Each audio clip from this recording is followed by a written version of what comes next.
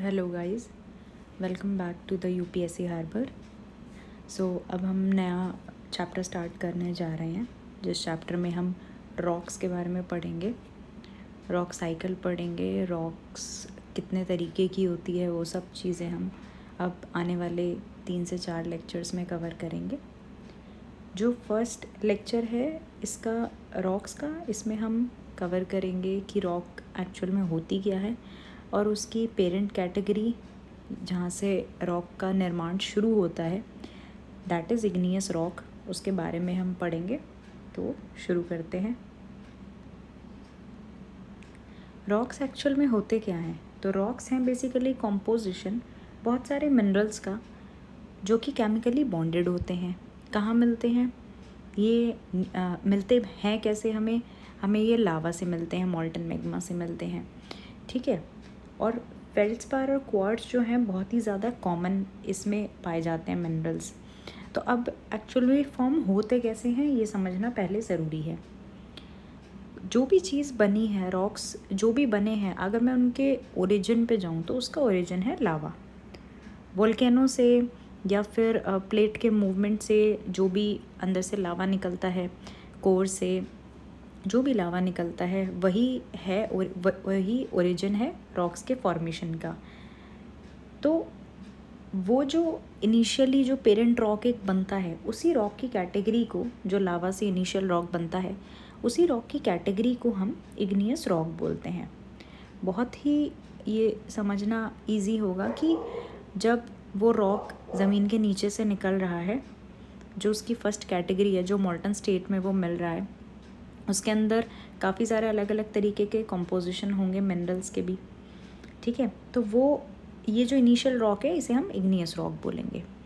अब igneous rock जो है, इग्नियस रॉक में आगे बढ़ने से पहले मैं ये चीज़ समझा दूँ कि जो हमारा इग्नियस रॉक है उसमें कुछ कैटेगरीज़ में वो डिवाइडेड है। जैसे इग्नियस रॉक हम पढ़ेंगे 2 कैटेगरीज़ में। एक हम पढ़ेंगे कि उसका वो कितने तरीके का होता है। अब कितने तरीके का होता है मतलब कि उसका फॉर्मेशन कौन से प्लेस पर हो रहा है। पहला जो हम डिवीज़न पढ़ेंगे वो पढ़ेंगे on the basis of place, कि कहाँ पर वो फॉर्म हो रहा है। तो जनरली अगर मैं आपको बताऊँ तो 3 बेसिक जगहें हैं जहाँ वो फॉर्म होता है: intrusive, extrusive and intermediate. Intrusive means crust के नीचे एकदम अंदर, एक्सट्रूसिव मतलब ऊपर की सतह पर, और इंटरमीडिएट मीन्स बीच के लेवल में। दूसरा जो हम डिवीज़न पढ़ेंगे इग्नियस रॉक का, वो हम पढ़ेंगे on the basis of composition, कि वो किन मिनरल से मिलकर बना है। जैसे हम जनरली अगर देखें तो सिलिकॉन जो है के बेसिस में हम उसका कैटेगराइजेशन पढ़ेंगे कि अगर सिलिकॉन का कंपोजिशन सिलिका का बहुत ज़्यादा है तो वो एसिडिक कैटेगरी में चला जाएगा, और अगर कम है तो वो बेसिक कैटेगरी में। तो हम प्लेस ऑफ फॉर्मेशन और कंपोजिशन के बेसिस पे 2 डिवीज़न करेंगे इग्नियस रॉक के, ठीक है। सबसे पहले जो हम पढ़ेंगे वो पढ़ेंगे on the basis of place of formation. Place of formation में जैसा मैंने अभी आपको समझाया, 3 कैटेगरीज आ जाती हैं। इग्नियस रॉक, ठीक है, ये आपकी प्लूटोनिक रॉक्स, जिसे हम इंट्रूसिव इग्नियस रॉक्स के नाम से भी जानते हैं। देन आपकी आ जाती है एक्सट्रूसिव, जो कि लावा या वोल्केनिक रॉक है। और थर्ड जो हमारी है हाइपरबाइजल और डाइक और इंटरमीडिएट रॉक्स। शुरू करते हैं, एक एक करके समझते हैं। उससे पहले एक बार ब्रीफ ओवरव्यू नोट्स में से पढ़ लेते हैं कि इग्नियस रॉक्स या प्राइमरी रॉक्स, या जिसे हम पेरेंट रॉक भी बोलते हैं, पेरेंट रॉक, वो क्या होती हैं। देखिए, सॉलिडिफिकेशन ऑफ मैग्मा, जैसे मैंने अभी आपको समझाया, जब भी मैग्मा निकलेगा और वो सॉलिडिफाई होगा तो जो भी फर्स्ट रॉक फॉर्म होगी वो हमारी इग्नियस रॉक होगी। रॉक जो फॉर्म होंगी सॉलिडिफिकेशन से, चाहे वो सॉलिडिफिकेशन मॉल्टन रॉक का बिलो द सरफेस हो या फिर वो अबव द सरफेस हो। ये मैं आपको समझा चुकी हूँ कि अगर अबव द सरफेस होता है तो हम उसे लावा का नाम देते हैं, जबकि अगर मॉल्टन रॉक बिलो द बेल्ट है तो हम उसे मैग्मा का नाम देते हैं। इन दोनों ही तरीके की, चाहे वो अबव हो या फिर बिलो हो, दोनों ही तरीके के रॉक्स को हम इग्नियस रॉक की श्रेणी में रखते हैं। ग्रेनाइट एंड बेसाल्ट कुछ एग्जांपल्स हैं इग्नियस रॉक के, जिसमें ग्रेनाइट जो है वो हमारा एसिडिक इग्नियस रॉक का एग्जांपल है, जबकि बेसाल्ट जो है वो बेसिक इग्नियस रॉक का एग्जांपल है। ये कैसे हैं, किस तरीके से हैं, मैं फर्दर जब इस क्लासिफिकेशन पर हम आएंगे तब मैं समझाऊंगी। 3 तरीके की रॉक्स हैं, जैसे मैंने आपको बताया, on the basis of place and time of cooling. 3 तरीक़ों की इग्नियस रॉक हैं जो कि प्लूटोनिक हैं, जिन्हें हम इंट्रूसिव इग्नियस रॉक के नाम से भी जानते हैं। वोल्केनिक हैं जो कि एक्सट्रूसिव इग्नियस रॉक हैं। एंड थर्ड इज़ इंटरमीडिएट, जिसे हम हाइपरबाइजल या डाइक के नाम से जानते हैं। और on the basis of the presence of silicon, या फिर जैसा मैंने अभी आपको ब्रीफ दिया था कि कॉम्पोजिशन ऑफ सिलिकॉन के बेसिस पे 2 कैटेगरीज में डिवाइडेड हैं, एसिडिक एंड बेसिक रॉक। सबसे पहले हम चलते हैं, समझते हैं rocks on the basis of place and time.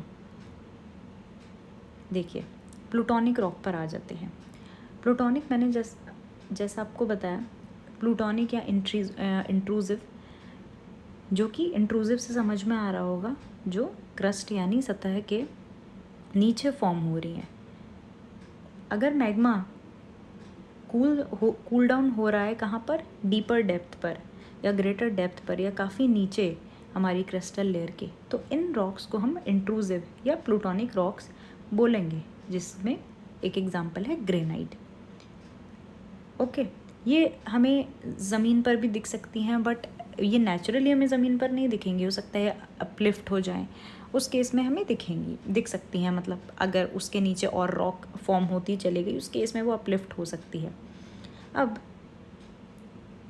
जो ज़मीन के नीचे फॉर्म हो रही है, तो बहुत स्लोली फॉर्म होती है, बहुत ज़्यादा स्लो प्रोसेस होता है, और जितना ज़्यादा स्लो प्रोसेस उतना ही ज़्यादा ये क्रिस्टल क्या होता है, एक शाइन से समझ में आता है कि ये काफ़ी शाइनी क्रिस्टल होता है।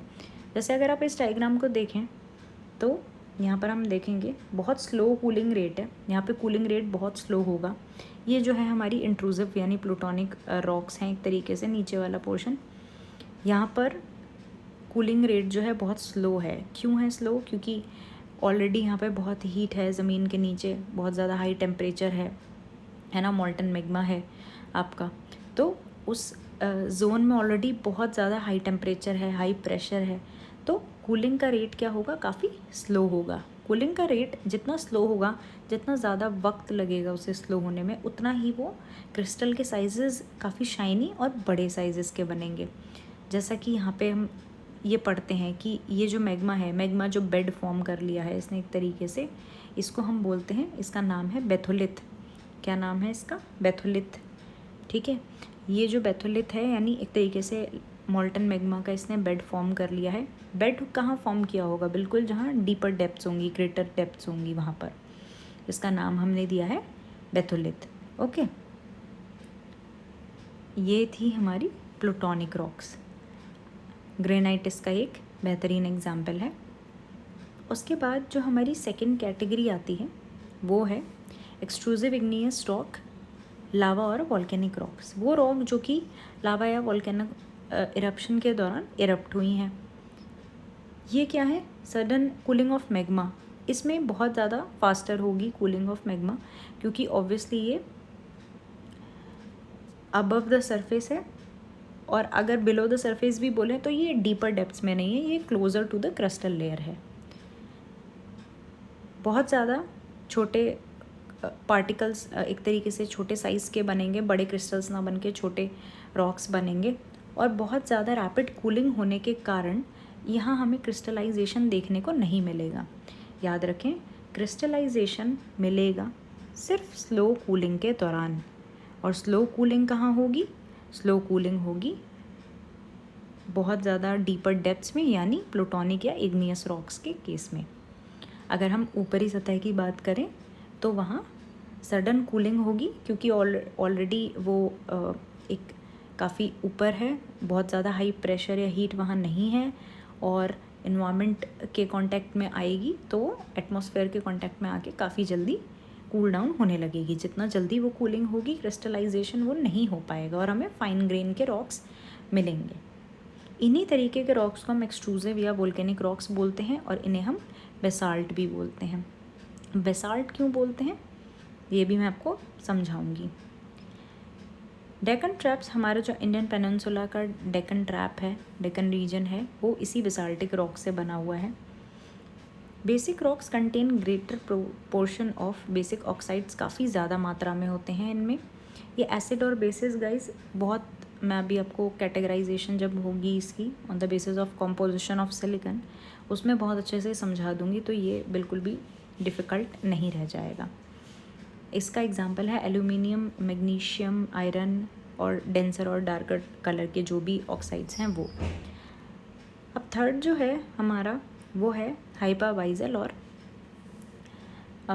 डाइक और इंटरमीडिएट रॉक्स। तो जैसा नाम से समझ में आ रहा है कि जो भी रॉक्स होंगी कूल डाउन ऑफ मैग्मा या लावा के कारण, तो वो ज़रूरी नहीं है कि वो बिल्कुल डीपर डेप्थ्स में हो, जैसे कि ये थी बेथोलिथ, या फिर ऐसा भी ज़रूरी नहीं है कि वो सिर्फ ऊपरी सतह पर फॉर्म हो रही हो, जैसे यहाँ लावा और वोल्केनो। एक बीच का भी पोर्शन है जहाँ पर ये फॉर्म होंगी, जैसे आपको दिख रहे हैं सिल, हॉरिजॉन्टल जो ये स्ट्रक्चर है इसे हम सिल बोलते हैं। देन डाइक, डाइक मतलब इस तरीके से वर्टिकल जो स्ट्रक्चर होता है इसे हम डाइक बोलते हैं। देन यहाँ पर अगर आप देखेंगे तो ये है लेकोलिथ। ओके, लेकोलिथ इस तरीके से ऐसे डूम जैसा बनेगा लेकोलिथ, और इसी को अगर आप रिवर्स कर दें उल्टा बोल जैसा, इसे हम बोलेंगे लोपोलिथ, लोपोलिथ। ओके, सो यहाँ समझाने का मेरा मतलब ये है कि रॉक्स का फॉर्मेशन तो ये नहीं डिसाइड करेगा कि हम सिर्फ बिल्कुल टॉप ऑफ द सरफेस पे बनेंगे या बिल्कुल बॉटम ऑफ द सरफेस में बनेंगे, ये तो कहीं पर भी बन सकते हैं। तो हमने जो ये सेंटर का जो पोर्शन है इसका, इसे हमने जो है इंटरमीडिएट रॉक्स की कैटेगरी में रखा है।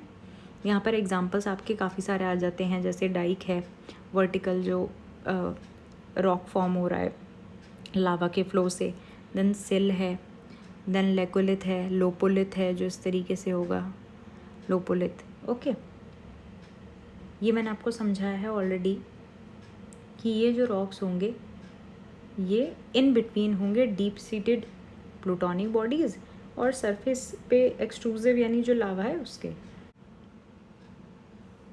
अब समझते हैं rocks on the basis of igneous rock on the basis of composition of silicon.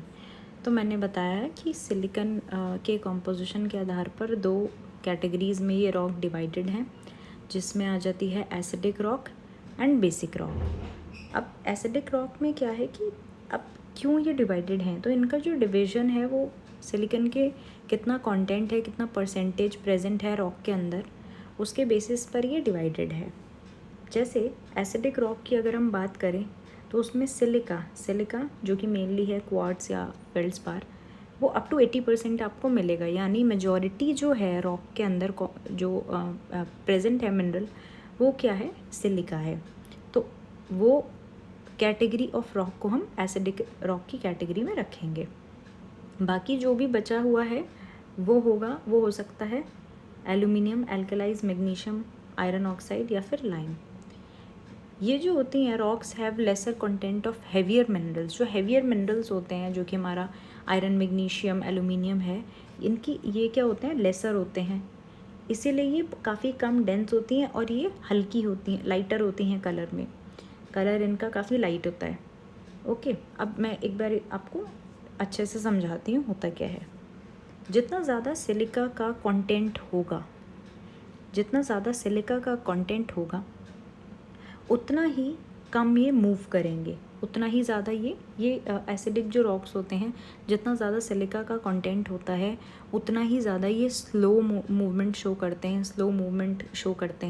उतना ही स्लो मूवमेंट ये शो करते हैं। ये हाईली विस्कस होते हैं, काफ़ी विस्कस होते हैं। जितना ज़्यादा सिलिकॉन होता है ये एक तरीके से उतने ही थिक होते हैं, है ना, और ये इजीली मूव नहीं करते हैं।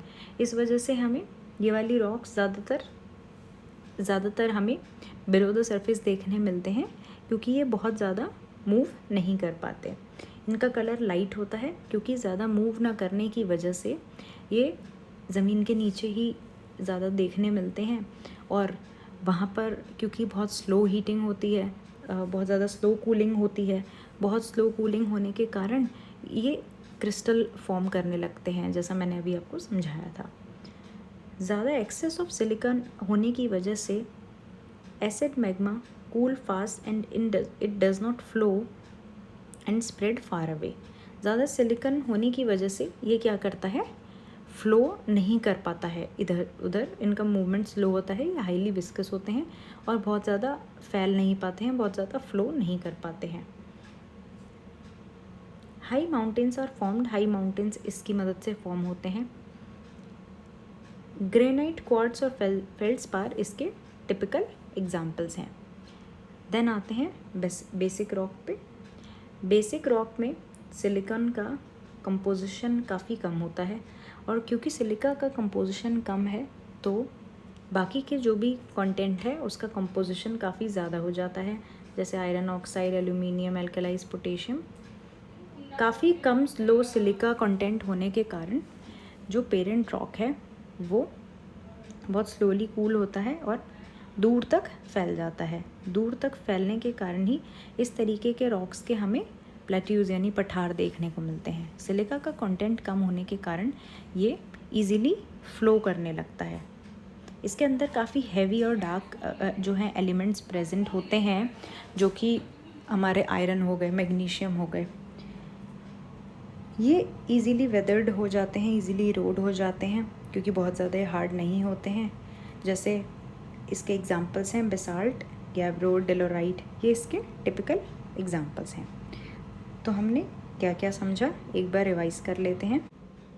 हमने अपनी शुरुआत करी कि रॉक्स क्या होते हैं, कितने कैटेगरीज़ में डिवाइडेड हैं, जिसमें इस लेक्चर में हमने प्रोसीड किया और डिस्कस किया इग्नियस रॉक्स के बारे में। जब हमने इग्नियस रॉक्स को समझा तो हमें समझ में आया कि इग्नियस वो प्राइमरी या फिर वो पेरेंट रॉक है जो सबसे पहले फॉर्म होता है मैग्मा के सॉलिडिफिकेशन के कारण। वो बिलो द सरफेस या अबव द सरफेस भी हो सकता है। दो उसके जो हैं कैटेगरीज़ में डिवाइडेड है। पहला जो है वो on the basis of place and time of formation है और दूसरा जो है on the basis of presence of silicon है, यानी कंपोजिशन के बेसिस पे है। तो हमने जो फर्स्ट कैटेगरी पढ़ी प्लेस एंड टाइम, उसके बेसिस पे हमने intrusive, plutonic, hypabyssal, intermediate and extrusive यानी हमने वोल्केनिक और लावा रॉक्स के बारे में पढ़ा। उसके बाद हमने पढ़ा on the basis of composition of silicon, जिसमें हम आए एसिडिक रॉक के ऊपर। एसिडिक रॉक में सिलिका का कंटेंट काफ़ी ज़्यादा होता है, हाईली विस्कस होते हैं, स्लो मूविंग होते हैं, जिसकी वजह से ये ज़्यादा दूर तक मूव नहीं कर पाते, क्रिस्टलाइजेशन होता है इनके अंदर। दूसरा हमने बेसिक रॉक्स पढ़ा, सिलिका का कंटेंट कम और बाकी मिनरल्स का कंटेंट काफ़ी ज़्यादा, जिस वजह से ये बहुत जल्दी इनमें वेदरिंग भी हो जाती है, बहुत ज़्यादा हार्ड ये नहीं होते हैं और ये काफ़ी ज़्यादा ऐसे शाइनी लस्ट्रस नहीं होते हैं। उसके बाद हम देखते हैं इकोनॉमिक सिग्निफिकेंस क्या है, क्या महत्व रखते हैं इकोनॉमी में इग्नियस रॉक्स।